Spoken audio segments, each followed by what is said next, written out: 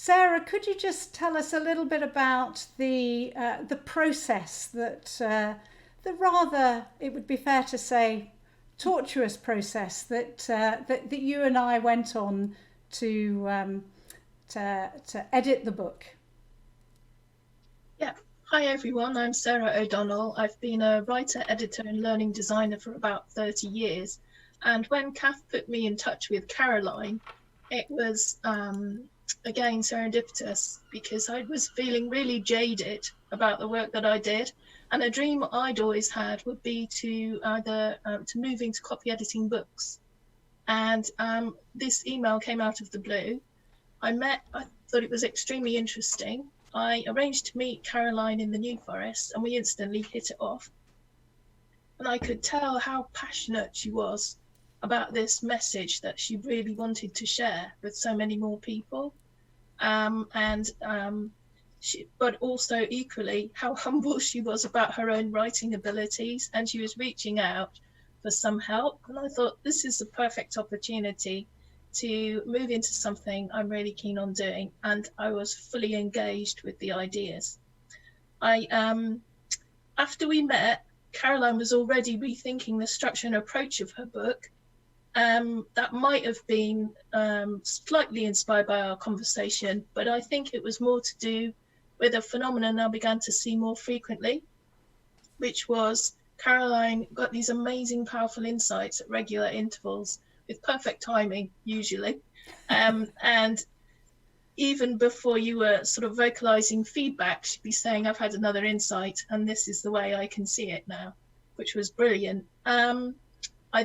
She then invited me to the next retreat at Belfield House, which was a great opportunity to find out more about the three principles and meet some of the many people that have played a key part in her journey.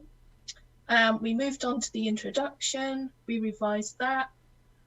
I remember exchanging some emails with Caroline, and she wrote this great quote which stuck with me to the end of the journey, which was, ultimately I know that I want to share the stories in some way, big or small, and I'm certain that working with you will enable me to learn and grow through the process as well as enjoying it. It also means I can produce something in the end that I can be proud of. And that was to basically set the standard for what followed. I won't go into huge detail about all the different drafts, but what was interesting was that we would continue to work, and then we would meet, and then there'd be more insights. We had a brilliant walking meeting on a blisteringly hot day in the New Forest, and that really tipped it, I think. Caroline went home and started to restructure the book, parts of the book, and reshape the message, focusing more on the personal than the intellectual.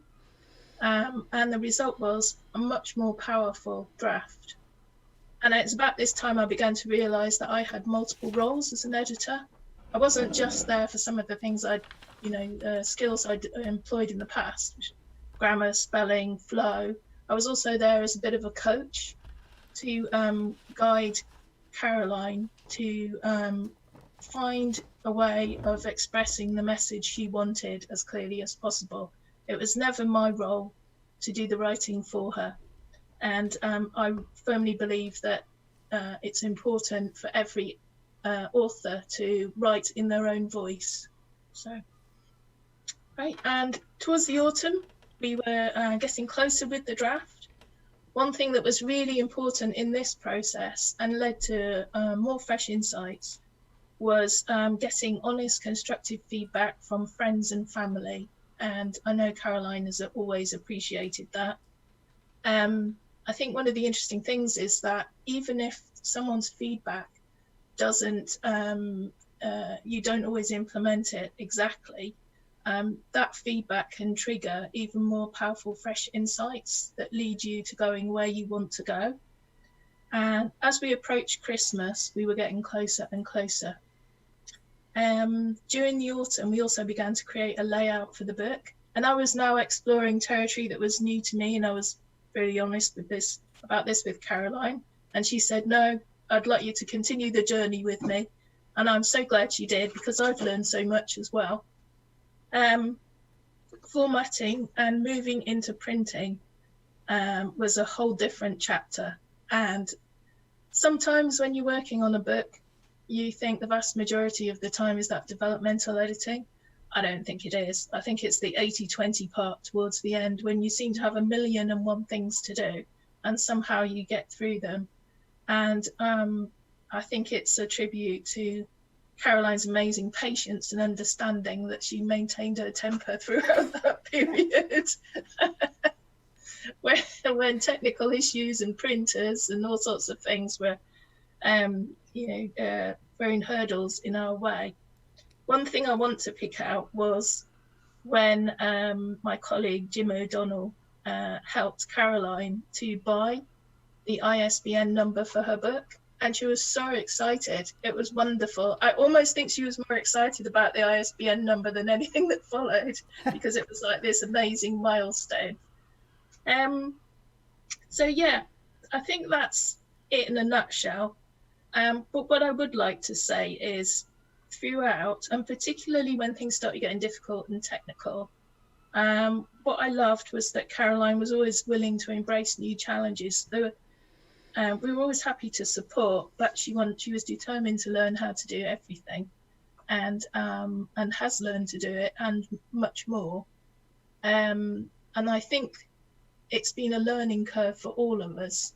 And I've been so personally excited to see the ebook published, and now finally received the hard copy a few weeks ago. And I absolutely agree with that Caroline's original quote about learning and growing through the process. And I'll wrap up with a final personal comment, and something I've said to Caroline many times. Excuse me.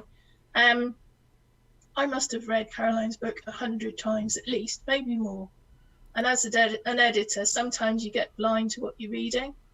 But I can honestly say that each time I've read it, I've gained fresh insights, and it's supported me on the journey too.